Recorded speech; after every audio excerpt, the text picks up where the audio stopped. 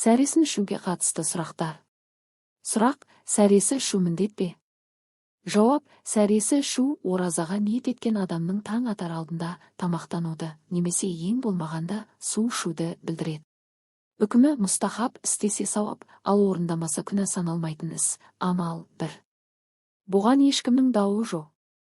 Әнәс бин Мәлик, Алла оған разы болсын, жеткізген хадисте пайғамбарымыз, оған Алланың салауаты мен сәлемі болсын, былай деген: сәресіге тұрыңдар, сәресіде берекет бар. 2. Тағы бір хадисте: біздің ораза мен кітап иелерінің оразасының айырмашылығы сәресі ішуде. 3 дейді. Келесі хадисте: сәресі тамағы берекет. Бір жұтым су болса да оны тастамаңдар. Өйткені сәресіде тамақтанғандарға Алла рахым етіп, оларға періштелер кешірім тілейді. 4 дейді. Бұл жайлы имам Науауи: хадисте берекет бар деп келуі адам сәресіде тамақ ішумен қуат алып, ораза ұстауға белсенділігі және қызығушылығы артады. Сондай-ақ сәресі уақытында дұға жасалып, зікір айтылады. Алланың мейірімі түсетін дұға мен истиғфар қабыл болатын уақыт. Ол уақытта тұрған адам дәретін алып, намазын оқып, таңның атуын күтіп сауапқа кенелу артықшылығы да бар. 5 деген. Сәресі уақыты түннің соңғы 6 бөлігінен таң намазының уақыты кіргенге дейін жалғасады. 6. Таң намазының уақыты кіргенде сәресі ішуді тоқтату тиіс. Сұрақ: сәресі ішудің қандай падасы бар? Жауап: сәресі ішудің өзіндік берекеті мен артықшылықтары бар. 1. Сәресін ішуге тұрған адамға Алла мен оның періштелері салауат айтады. Пайғамбарымыз, оған Алланың салауаты мен сәлемі болсын. Расында, Алла және оның періштелері сәресі ішкендерге салауат жолдайды. 7 деген. 2. Пайғамбарымыздың, оған Алланың игілігі мен сәлемі болсын, сүннеті орындалады. 3. Құлшылыққа күш-қуат береді. Пайғамбарымыз, оған Алланың салауаты мен сәлемі болсын. Күндізгі оразаларына сәресінің асын іш көмектесіңдер. 8 дейді. 4. Ширақтықты арттырады, белсенділік, энергия. 5. Аштықтан келетін нашар мінездің алдын алады.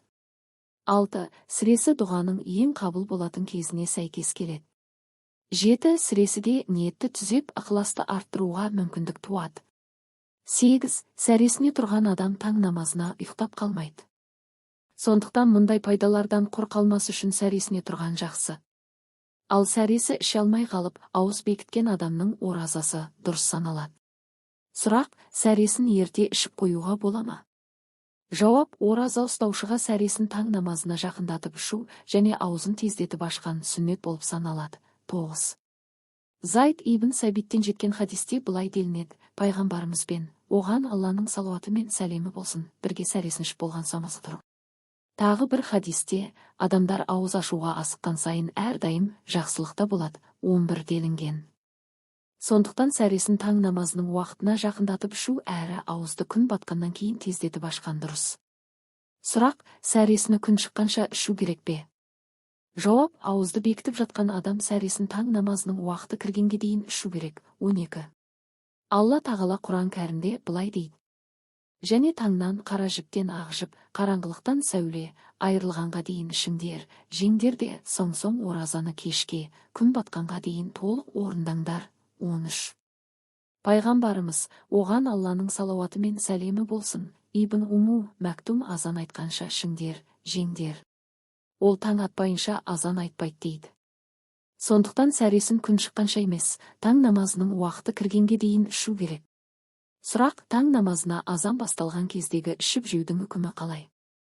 Жауап: оразаның басталу және аяқталу уақыты болғандықтан таңның атуымен ораза басталады да күн батқанға дейін жалғасады. Осы уақытта ішіп-жеу және оразаны бұзатын нәрселерден тыйылуы керек болады.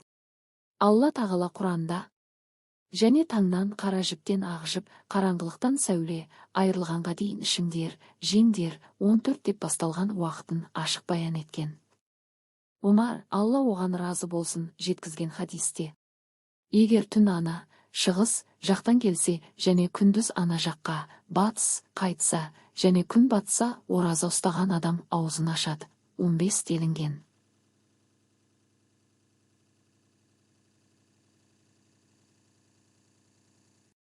Ал азан таң намазының уақыты кіргенін білдіреді. Сондықтан ішіп жеуді уақыттың кіруімен тоқтату керек. Сұрақ: сәресін ішкеннен кейін қандай дұға жасалады?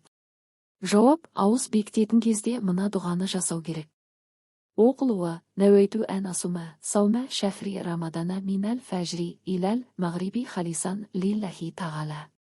Мағынасы: таңертеңден кешке дейін Алланың ризалығы үшін Рамазан айының оразасын ұстауға ниет еттім. Сіз маған тіркелсеңіз өкінбейсіз. Мен тек пайдалы және керемет ақпараттар айтатын боламын. Сізге тағы қандай ақпарат керек комментарийге жаза кетіңіз. Мен оқып жауап беремін.